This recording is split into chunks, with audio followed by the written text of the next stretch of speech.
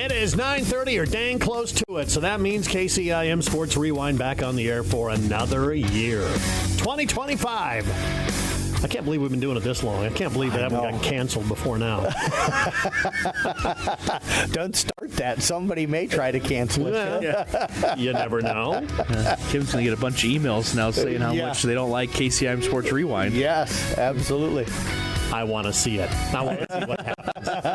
When push comes to shove. Yeah. All right, we got lots to talk about here. We do. Where do you want to start? I mean, this is crazy. I mean, we got the bowl championship. Of course, the football playoffs are going on. Last night, a championship decided. We were just talking about this off air. North Dakota State defeated Montana State for the FCS championship. Yep. More big heads for the Bison fans out there. So I told you, only two teams to beat them. I'm going to tell you this on the air. Yeah. Colorado and the University of South Dakota. The only two teams to beat the Bison this year. And if I remember right, did they not push Colorado early in the year? did, That was a close game, if I remember correctly. Yeah. So. First game right out of the chute, they played Coach Prime.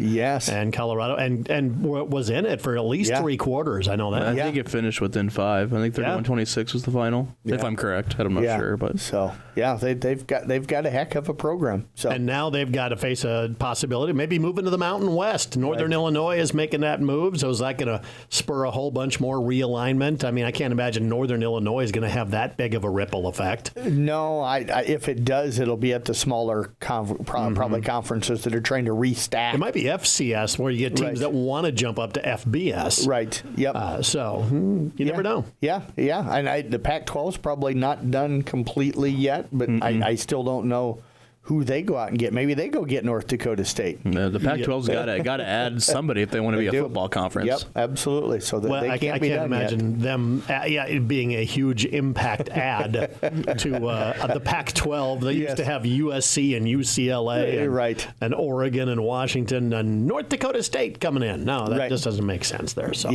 So anyway, congratulations to them. Whatever, they win it again. I like to see them win it. I mean, their quarterback's from the state of Iowa, so you like to see that kind of stuff. So there's a big draw here. Aaron Koiker, Carroll City manager, when he was committing, he eventually wound up going to Iowa, but he said it was between Nebraska, Iowa, and North Dakota State at that time, and they really, really liked North Dakota State. He and his twin brother both went to Iowa, then eventually his brother transferred to North Dakota State. Yeah, so. I think them and Montana both, recruit the Iowa and Nebraska area, because I was listening to something on Sunday, and they were talking about how many Nebraska kids, especially out of the Omaha area, kind of litter those two rosters that were going to be playing last night. So, they come down and they get the players that maybe Iowa and Iowa State and Nebraska hadn't thought about, and then they go and have a lot of success with them. And I know a lot of kids that enter the transfer portal, like from Iowa State. Several have gone to University of South Dakota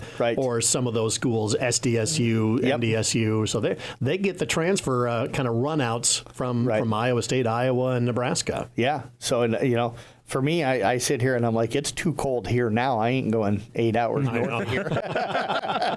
Luckily, they play in a dome up there in Fargo. Yeah, but you still got to walk to class, and both the North Dakota schools play in domes. Right. Yes. SDSU that baffles me that they don't play in a dome. Right. There in Brookings, it's a regular field outside. So.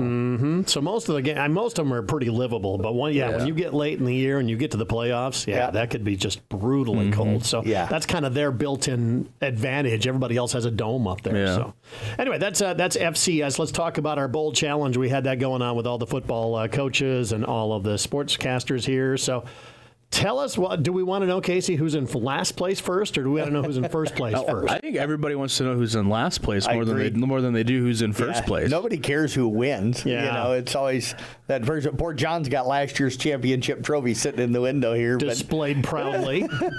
Next to the toilet trophy that I won a year ago. Yes. And I've got them labeled. John's trophy, Jeff's trophy. Yep. So it'll be Nick's trophy. Nick brings his trophy at the end of this bowl challenge. Hey, congratulations, Nick. Yeah, he is guaranteed to be in last place as he can't score any more points. What were you thinking, dude? Picking Boise State. He wasn't thinking. Yeah, he didn't pick him as national champion, but he had him go to the national championship game. Yeah, so here's his first round. He did do well in the first round. He had Indiana, which was a loss, but then he had Penn State, Texas, and Ohio State. And then he had Oregon and Georgia, Boise State and Texas coming out of there. So he only got one team through into the Final Four. And then he had, again, Oregon, Boise State playing for the national championship. So, he honestly, he's 8-10 overall. But what's killed him is that he did not do well in the playoffs, which is worth where most of the points are at. So. Yeah, so Nick is guaranteed the toilet trophy, and Nick, we've got it all reserved with your name on it. Right now, Jeff is willing to give that one up because he is vying for the other trophy. Yes, I'm currently in first place right now, 5 points ahead of Mr. Tom Hawkap.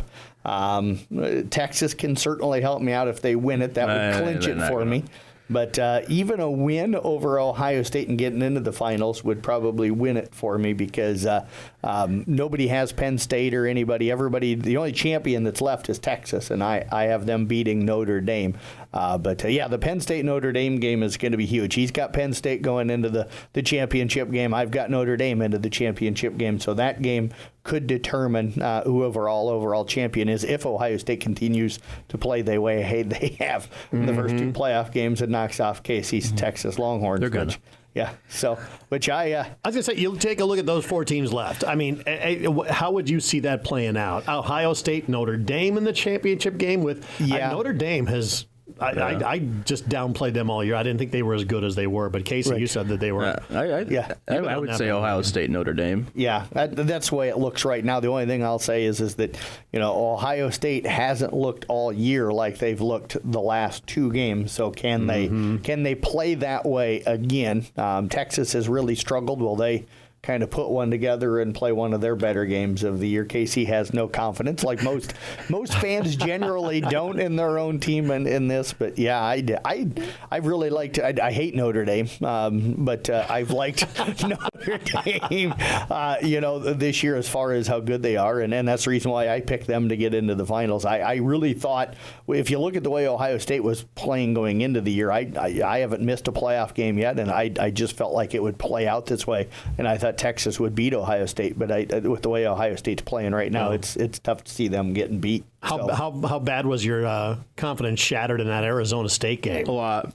Yeah. I mean, being up 24-8, and all of a sudden having to take double overtime to win the game, I was like, oh, God, we got to play a lot. 4th and 13 or something? Yeah, 4th and 13 to fit in. And for all the Arizona State fans upset about the non-targeting call, they could have won the game on 4th and 13, but they did not stop Texas. So there's your chance to win the game. Yep. Now, I also saw on social media, I didn't watch the game completely, but there was a field goal by Arizona State that got tipped at the line, hit the ground in the end zone, went through the uprights that should have been counted. No, being that hit the ground. No, being that hit the ground, it's a dead ball. A dead ball. I thought everybody online was complaining. That's not technically if it goes through the uprights after that without. No. It's a dead. As soon as it hits the ground, it's a dead ball. Okay. If it would have been tipped and went through regularly, it would have counted. But because it hit the ground, it's essentially a live football, right? And it'll be a fumble at that point. So see, there you go. Yeah. Don't ever believe everything you see on social media. Absolutely, yeah. Most of the people don't know what they're talking about when they're posting. This is true. That's why I'm looking at this and going, I've never heard of that before. Why would that? Doesn't make any sense. Yeah. But Tom Hawkap right behind me. I'll just run through here real quick. Todd Danner, Doug Waniger, looks like Eric McCullough. Oh, so Eric's our top coach. Yep, Eric's our top coach. They're all 15 points behind where I'm at right now with 105. Then you got Brian Case is by himself, and then you've got Jeff Storyhan is by himself with 95 points. You got Jeff Honnold, Casey, Craig Rowetter, Sean Burks, Austin Stolk, all with 90. Then you got Jim Molitor with 85, along with you, John. Chris Moore bringing also, up the rear of the rewind crew. Also here, 85. So. Jerry Fleschner with 85, and then you got Corey McCarville with 80, and then Nick with 70. So, yeah. Way to go, Nick. Yep. So, and like we said, like I said, he went for it. He went for Boise State. So. Yeah, he went out there and took a team that most people had losing in the opening round. So. All right, so there you have it. That's the way the things stand right now. So we'll figure out officially once again here. What is it? When is the next round of games? Thursday and Friday. Yep, Thursday and Friday. So we'll have a pretty good idea. Like if Penn State knocks off Notre Dame and Texas wins, then I still have a 5-point lead over Tom, and then I guess I would win it because I nobody has a champion left except for me and a few other What are the people odds? that pick What are the odds Texas. Penn State knocks off Notre Dame? I think that's going to be the better game of the two. Yeah. You have little faith in your Longhorns, do you? I watched Ohio State play. I think they lose by 2 touchdowns. I really do. Okay. I really do. Well, the way Ohio State has played, they might beat everybody left by 2 touchdowns. And plus, if I have no confidence, I'm not shattered when we lose by more. Right. So, All right, so that's the college football playoff once again. I suppose we talk about local sports because we're going to talk a lot about 2024 and some of the big stories that came out there. But let's start with this past weekend. Kemper, they have just rolled through the early parts of the season. And I know you've got the rankings out, Jeff, that you're going to get to in a minute.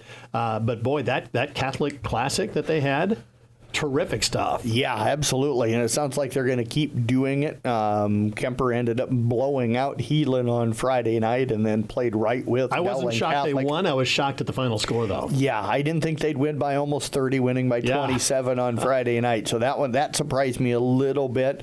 But I went down. I thought played well on Saturday. You learn some things, and I think coaches took a lot out of it. The kids were very frustrated and very upset because they expected to win that game on Saturday, which is great to hear. They have that kind of a competitiveness level.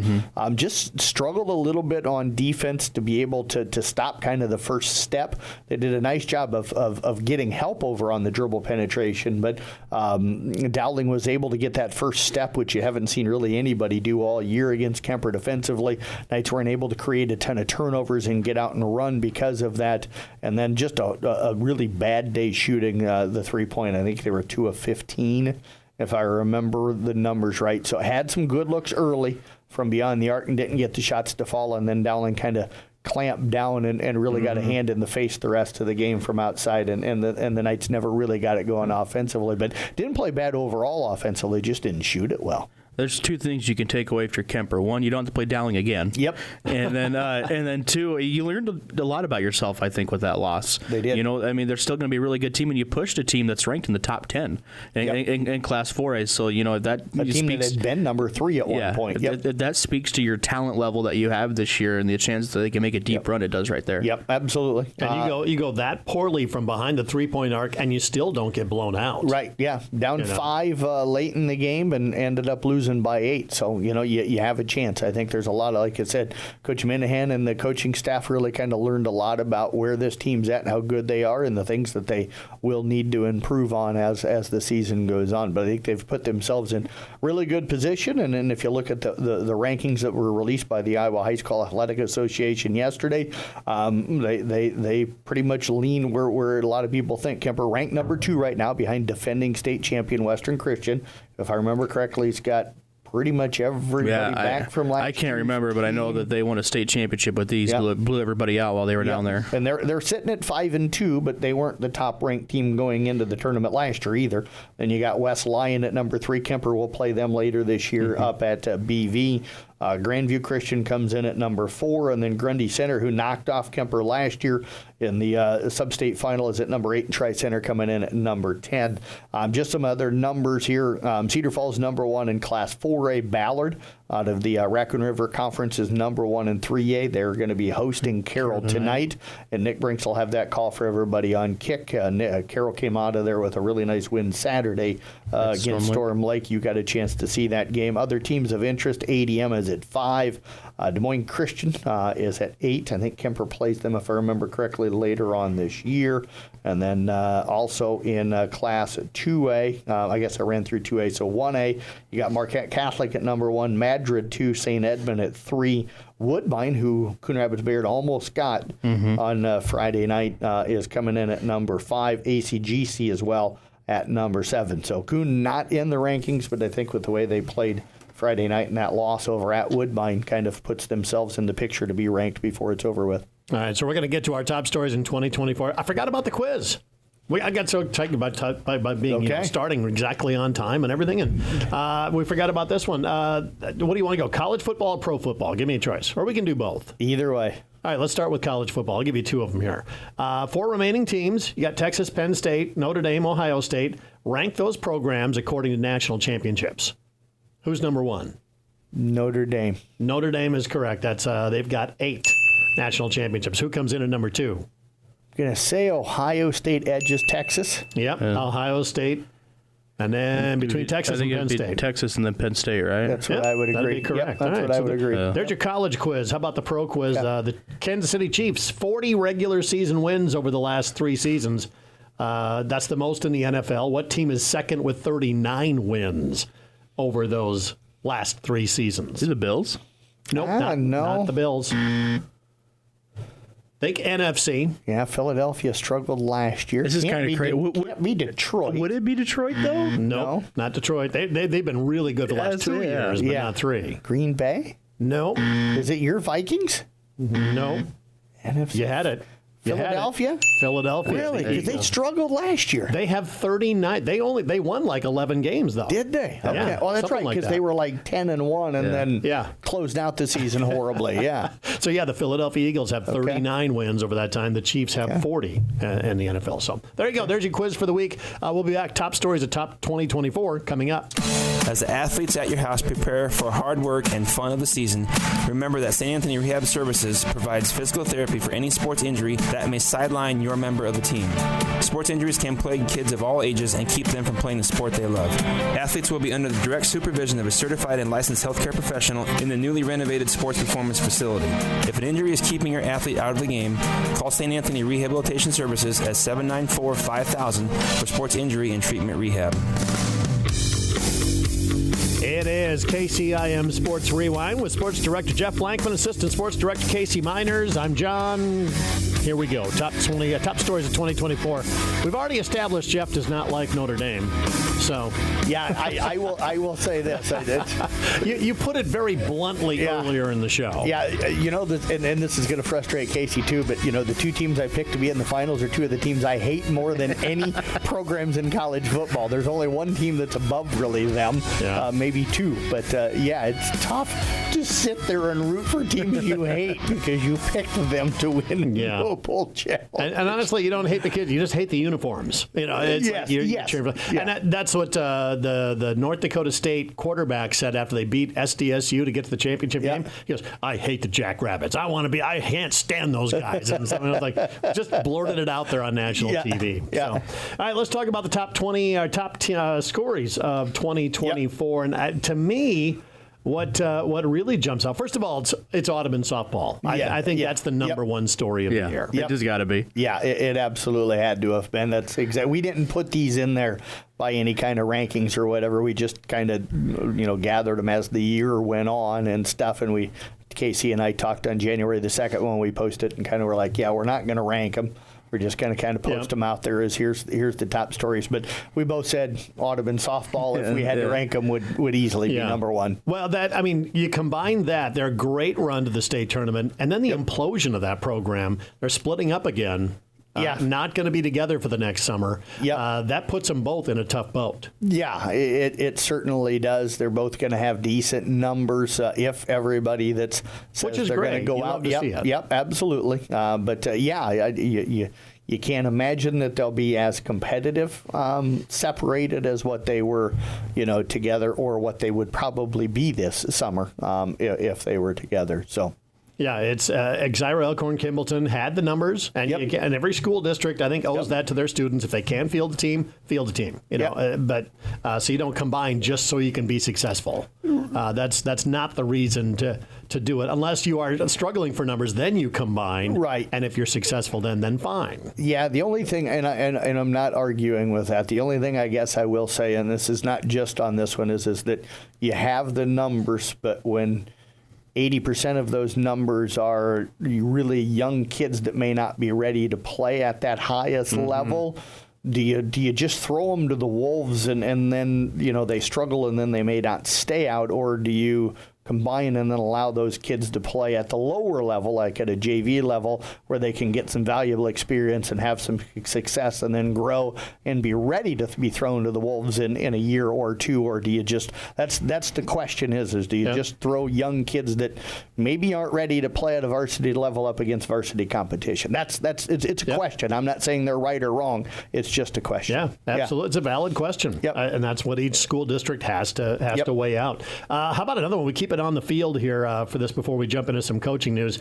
Wyatt Regaler's 8 TDs in a playoff game. I mean, that's ridiculous. Crazy. Yeah, that one jumped out to us right away. Yeah. I think so too. I mean, and especially with the playoff, a game they weren't supposed to win. You know, you go on the road and you knock off. I can't remember who they were playing. It wasn't Lennox. Was Lennox? Lennox was the next round. Lennox was the next round, but knock off Fremont Mills. Yes, is who they on the road. Too, on the road. I think Fremont Mills probably ranked going into the game. Yep. So you knock off a team like that and blow them out kind of easily, and Regaler has a really nice day with the 8 touchdowns. Yeah. All right. We'll get back to some more of the actual on the court and on the field stuff, but a lot of news happened in the offseason in regards to coaching. I think, to me, the biggest one that stands out is how before the very start of the season, IKM Manning making a coaching change that was all of a sudden happening. Yeah, practice had already started. They were literally about ready to start playing games, and then you get the message that there's a school board meeting that you were asked to attend, and they make the change literally right before gameplay starts, and I think that shocked a lot of people. So. And what was the impact, do you think, after seeing the season unfold? What was the impact of all that? And I'm not asking about policy or the correctness of it. Well, how did it affect the team, do you think? I don't know for sure. They were going to be a young team going into the year. They were a young team throughout the year. The guy that filled in Corey McCarville, was a longtime baseball coach, and he's the AD, and he understands softball, and I thought did a nice job with the team. So I as far as impact on wins, losses, those kind of things, I don't know if there was one. It's probably not a fair question since you're not on the team. You don't ride the bus. You don't do any of that stuff. And as far as I didn't really take the time to try and ask the kids how it impacted them, because I kind of wanted to just leave them alone and let them kind of deal with it on their own. So it's not something that I've sat down and just asked the kids how that impacted them yet. So. Yeah, that's a tough one once again. So, how about Randy Snyder hanging it up as the Kemper baseball coach? Yeah, kind of shocking in a way, but I will admit I had some conversations with him, late in the season, and kind of sensed, that it might be coming and stuff. And then I've had some conversations with him after the season. I'm hoping that at some point he'll get back into coaching or whatever. I don't know if the fire has burned out yet. I don't think it has. So hopefully, such a great coach and a great guy and stuff, and hopefully he'll be back on in a dugout at some point sometime. But Casey, for you, how surprised were you? And I think I told you that it was coming, but how surprised were you? I think I was still surprised a little bit, but you could kind of see that I think it was eventually coming with all the responsibilities he was handed off to his assistants and stuff like that. But, I was a little surprised that Randy did end up retiring just because he's been there for so long. Yeah, Riley Bach hired on as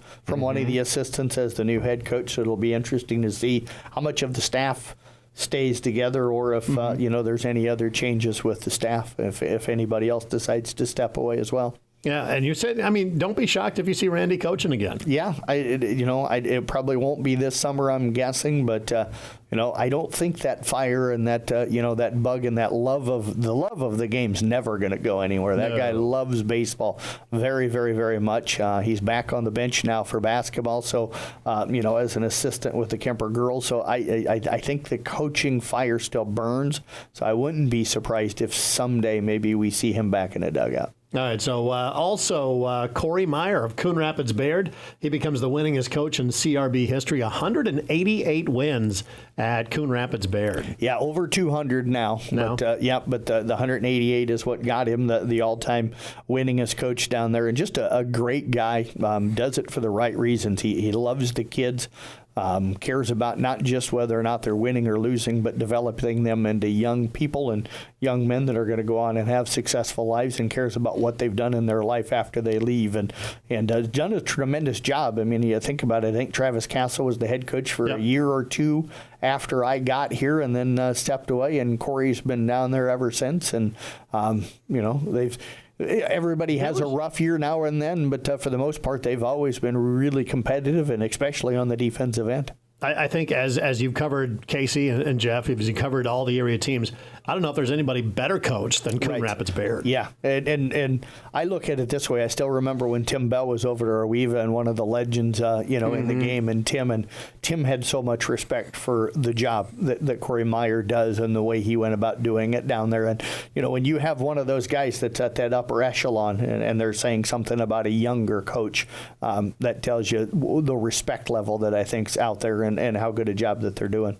Yeah, I think there was always speculation that Corey was going to move on. Yep. He was going to go somewhere else, going to go to a bigger school, going to go somewhere. He was very happy at Coon Rapids Bayard, and he stayed there for 200 wins. So congratulations. Another guy, another coach out there, highly respected in his sport, picked up a milestone win this last year, and that is Sean Burks from Audubon. Yeah, 100 wins with Audubon football as the head coach down there, and what a career he's put together down there, and hopefully he stays down there for a long time. I know as AD that you can get pretty busy, but he's put together such a good staff, and that program, KC, is about as traditional as you're going to find in 8-man and in our area right now, and I think a lot of that goes to the amount of work that him and his staff, you covered them a lot this year for us. I think when you talk to coaches around the area that also play 8-man football, they go, there's not a team that's more prepared going into a game than Audubon, just because of what Sean and his coaching staff does. They might not be the most athletic, they might not be the fastest, might not be the strongest, but they're more prepared going into a football game than what most teams are because of the staff that he has down there. Yeah, terrific job by him. And let's kind of go back to the on-the-field efforts and things like that. Let's just kind of take it by sport here. Start with softball, because Riley Miller was absolutely dominant. She was. Their offense was good, but it didn't always have to be great to win games, because, Riley was going to pretty much shut down everybody they faced this year and stuff. And you had the one game. The 15-inning, 27 strikeouts. Yeah, it was absolutely crazy. I remember calling my game, and then I'm driving back, pulled up the stream and listened to KC, and I literally drove back from where I was at, and the game still wasn't over and stuff, but you didn't want to turn the stream off because it was such an amazing game. And at the time, the game was really important, too, because Audubon wasn't ranked yet in the rankings, and I-35 was, and you had a kind of a sense that if, they picked up that win, just because I think they would have knocked off another ranked team maybe right before then, or somebody right before then, and you got the sense that if Audubon can win this game, they might jump up in the rankings, and they ended up doing that. They did,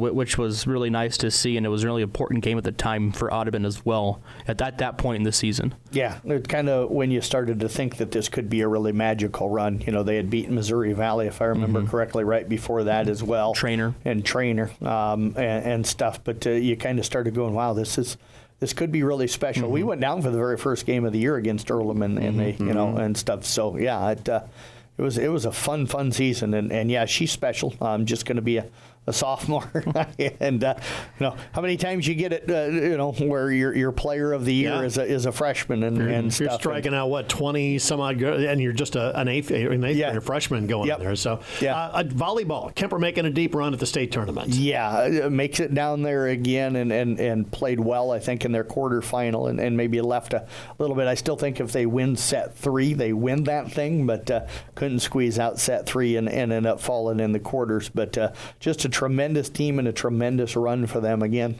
And also state wrestling, let's talk about that. Carroll High, great success going on this past year and kind of really taking that next step in their program development. Did send a ton of guys down to state. I think that if you ask them, they would have probably said they were disappointed with how things went for them down at state, but a record number of wrestlers down at the state tournament for Carroll High, and we had, terrific coverage thanks to Bill Kane and Jeff Honnold again, and those guys will be covering state girls and state boys for us again this year, and we thank them for that. But Charlie Veit, the interesting thing, finished 7th for Esac County, was injured.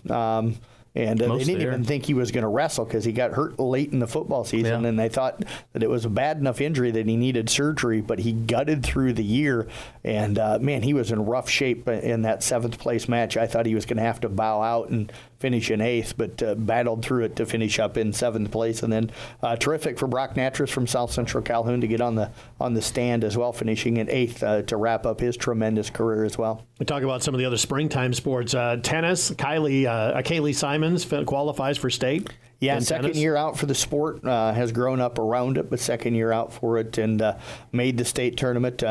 She's going to be special. I was actually out for John for the one that's listed as number 2, but again, they're not in any kind of an order. I got to see Maverick Schwabe get a hole-in-one on number 17 out of the Carroll National Golf Course during one of the high school meets Sodas this for year. everyone. Yes, the bad thing was I had just shot a video of him putting on the hole before and then didn't shoot a video of the hole.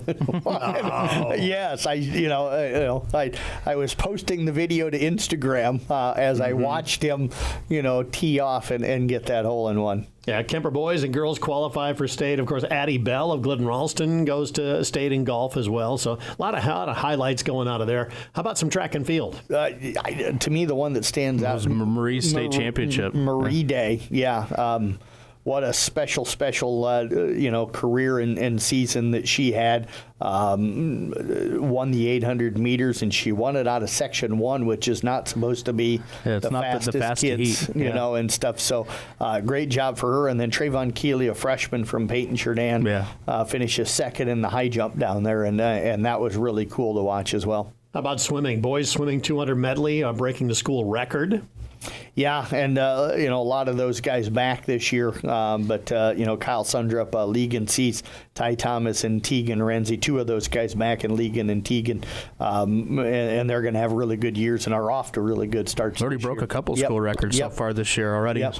All right, so those are some of the top stories of 2024. What's going to happen in 25? Well, we'll figure that out as we go along here. So this is KCIM Sports Rewind. You can catch a podcast of it available on the website, the mobile app, coming up here in just a couple more moments.